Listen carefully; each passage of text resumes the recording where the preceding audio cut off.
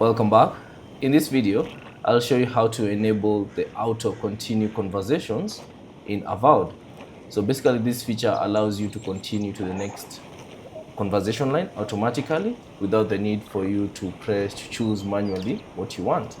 So all you have to do is simply pause the game if you're in a game and then access the settings by selecting settings. And then within the settings, go all the way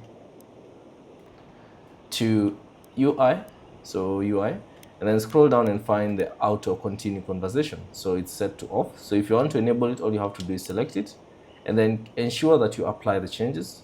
So press the designated button on your keyboard or on your controller to apply the changes, and that's it. So that's basically it on how to enable the auto continue conversations in Avowed. Thanks for watching. If you have any questions, leave them down in the comment section below.